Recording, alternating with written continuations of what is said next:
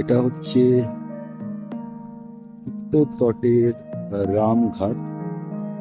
এখন এরকম অবস্থা, বৃষ্টি পড়ছে ঝিরঝির করে। এখন ঘড়িতে বাজে 7টা 5।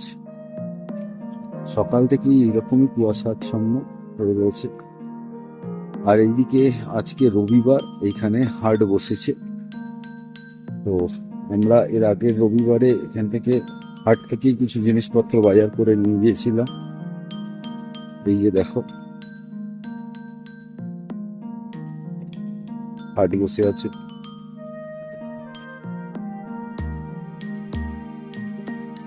একটু আগেও বেশি ভিড় ছিল, আমি যখন এলাম এখন তুলনামূলকভাবে ভিড়টা কমেছে।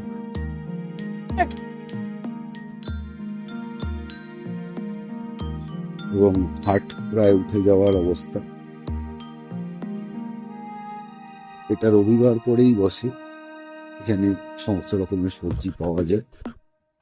সবজির দাম এখানে মোটামুটি নর্মাল, খুব একটা বেশি দাম নেই। কিন্তু একটা জিনিস আছে, এটা যেহেতু পাহাড়েরই সবজি, মোটামুটি বলা যায় যে এগুলো তুলনামূলকভাবে কম ওই কীটনাশকগুলো ব্যবহার করা হয়, ফলে সবজির টেস্ট কিন্তু খুব ভালো।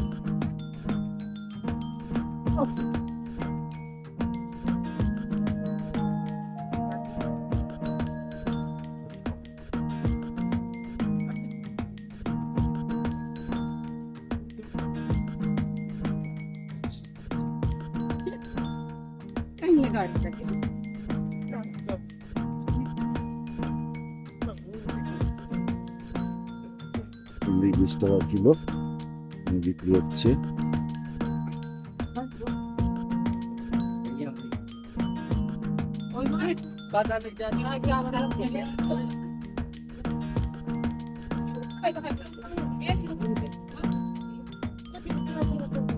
লোকজন এই একদিনই সমস্ত সবজি বাজার করে নিয়ে যায়।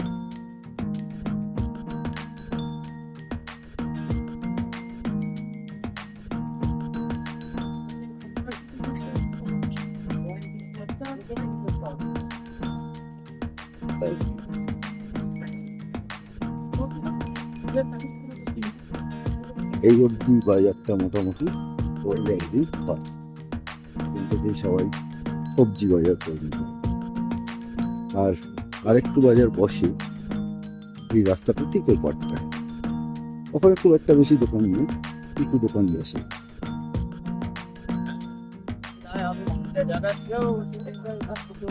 চলো, এখন আমি যাচ্ছি ঘরে।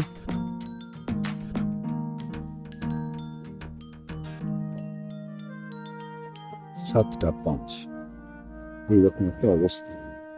বৃষ্টি পড়ছে, ভালোই বৃষ্টি পড়ছে। এটা মৃত্যুঞ্জয় আশ্রম। আমি যেদিকে যাচ্ছি ঠিক তার উল্টো দিকেই যদি আমরা পিছন দিকে হাঁটি আর কি, তাহলেই নর্মদা কুণ্ড, অর্থাৎ নর্মদা মন্দির। এখন বেরিয়েছিলাম জাস্ট একটু ঘোরবার জন্য, তো ঘুরলাম, 2 কাপ চা খেলাম, এবার আবার ঘরের দিকে যাচ্ছি। এখান থেকে আমাকে 2 কিলোমিটার হাঁটতে হবে, 2 থেকে 2.5 কিলোমিটার।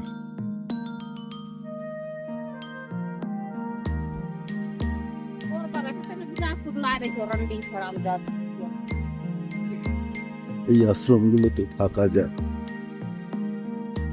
সম্ভবত আগে থেকে বুকিং করতে হয়। আমি তো এখানে নেই, আমরা মন্দিরের পাশে আগে একটা আশ্রমে ছিলাম, আর এখন আছি আমরা এই মুহূর্তে যে জায়গাটা নিয়েছি সেই জায়গাতে।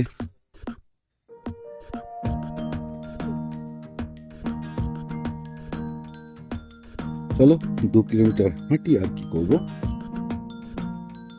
এইরকম আরো একটা আশ্রম পড়বে সামনে ডান দিকে, এরকমই আরো একটা আশ্রম পড়বে সামনে ডান দিকে, কল্যাণ আশ্রম। বেশ বড় আশ্রম এবং বেশ 5 স্টার ফ্যাসিলিটি রয়েছে বলে মনে হয়।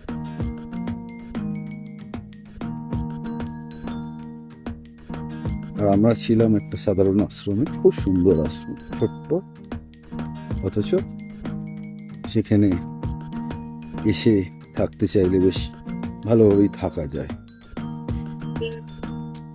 এবং অনেক সস্তায় থাকা যায়। ঘুরতে চাইলে, আসতে চাইলে এখানে কিন্তু অনেক সস্তায় জীবনযাপন করা সম্ভব। হ্যাঁ, জিনিসপত্র সমস্ত কিছুরই দাম একটু বেশি, সেটা খুব স্বাভাবিক যেহেতু পাহাড়ের উপরে। অথচ একটু নিজের পেট বাবাজিকে যদি বোঝানো যায় তাহলে কিন্তু অনেক সস্তাতেই এই নর্মদা কুণ্ডের আশেপাশে ঘুরে দেখা যায় এবং বেশ ভালো সময় কাটানো যায়। বেঙ্গলে এই সময় তো ভীষণ ভীষণ গরম, কিন্তু এখানে একদম গরম নেই বললেই চলে, সামান্যতম গরম নেই, বরঞ্চ সকাল থেকেই ঠান্ডা। মোটামুটি 22, 20, 22, 23 এইরকম একটা ওয়েদার রয়েছে, ডিগ্রি সেলসিয়াস। তো ফলে যেমন হয়, এখানে একটা হোটেল আছে, হোটেল অমরকণ্টক ইন।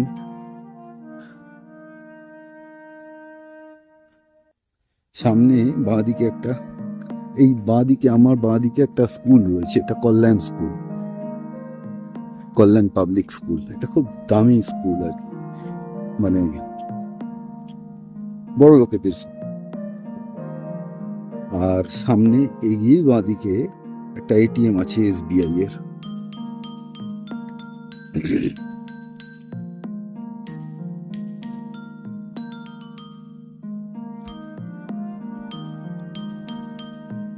একটা স্বাস্থ্য কেন্দ্র রয়েছে এখানে,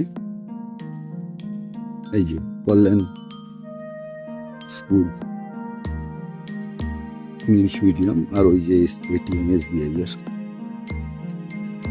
এখানে একটা স্বাস্থ্য কেন্দ্র রয়েছে, কিন্তু স্বাস্থ্য কেন্দ্র সাধারণত খুব সামান্য, মানে ওই প্রাথমিক চিকিৎসা পর্যন্ত হয়। বাকি কিছু হলে সকলকেই কিন্তু হয় অনুকূল, আর নইলে পেন্ড্রা যেতে হবে যেখানে হসপিটাল রয়েছে। এখানে কিন্তু কোনো হসপিটাল নেই, ফলে এটা একটা সমস্যা। এখান থেকে পেন্ড্রার দূরত্ব হচ্ছে 35 কিলোমিটার, আর এখান থেকে অনুপপুরের দূরত্ব 70 কিলোমিটার। এখানে আরো একটা আশ্রম।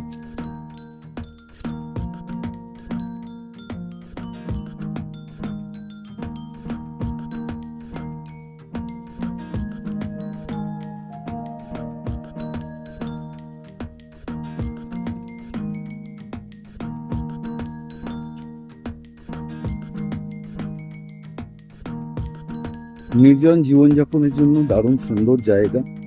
যদি তোমরা চাও তো আমাদের সঙ্গে যোগাযোগ করতে পারো এখানে নির্জনভাবে কিছুদিন কাটিয়ে যাওয়ার জন্য। বাকি ডিটেল আমরা জানিয়ে দেবো। আমরা চেষ্টা করছি যাতে মানুষ একটু নির্জন সময় কাটাবার জন্য এইরকম জায়গাগুলোকে বেছে নিয়ে সময় কাটিয়ে যেতে পারে। এখানে কল্যাণ আশ্রম রয়েছে, এটা একদম 5 স্টার কোয়ালিটির আশ্রম।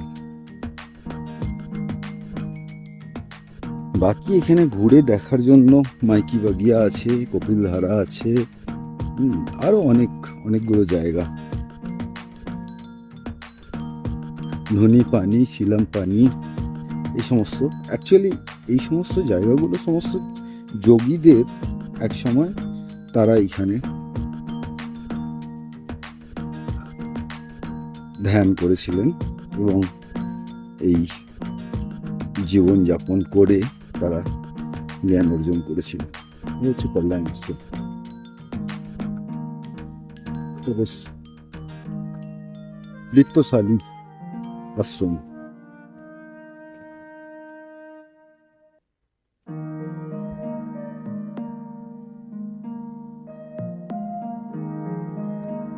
আমার উদ্দেশ্য এইখানে কিছুদিন সময় কাটানো একটু নির্জন পরিবেশে, ফলে এখানে তেমন গাড়ি ঘোড়া শব্দ পাওয়া যাবে না, কোনো অস্বস্তি লাগার মতো অবস্থা একেবারেই নেই। দারুণ সুন্দর একটা পরিবেশ। জঙ্গলের ভিতর থেকে আমাকে হেঁটে যেতে হবে, আলো কম আছে, এমন নয় যে একেবারেই আলো নেই, কিন্তু একটু দূরে দূরে একটা করে আলো। ডান দিক বাঁ দিক পুরোটাই বড় বড় শাল গাছের সম্পূর্ণ মাথা উঁচু করে দাঁড়িয়ে আছে। জঙ্গলটা, সেই শাল গাছের জঙ্গল পেরিয়ে আমাকে যেতে হবে ঘরে।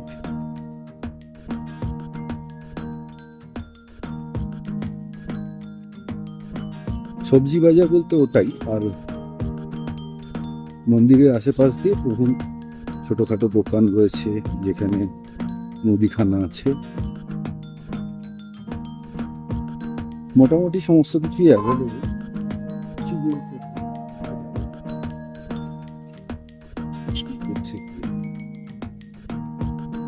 আসলে গরুগুলো রয়েছে তো রাস্তা, যার জন্য সুবিধা হচ্ছে।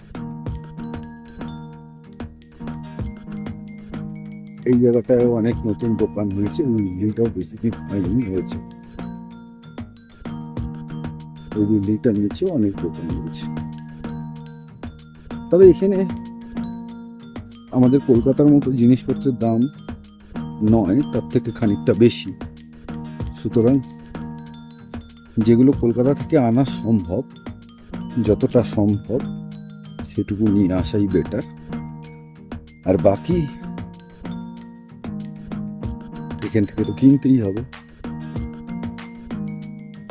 আর এরাও নির্ভর করে আমাদের ওপরেই, সম্পূর্ণ জীবনযাপনটা এই বাজারটার উপরে।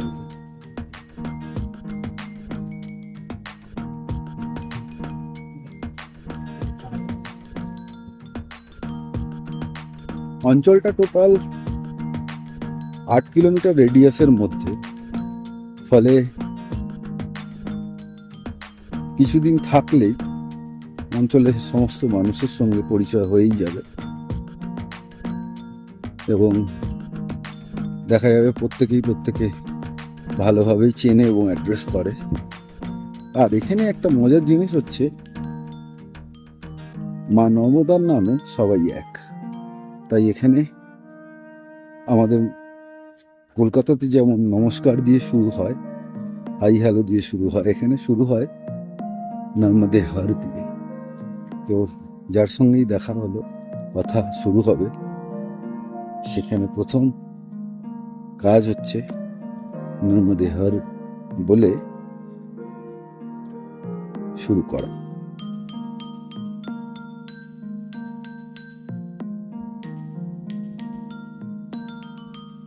এইটুকু আসতে মোটামুটি 13 মিনিট লেগে গেল। এটা 1 কিলোমিটার রাস্তা।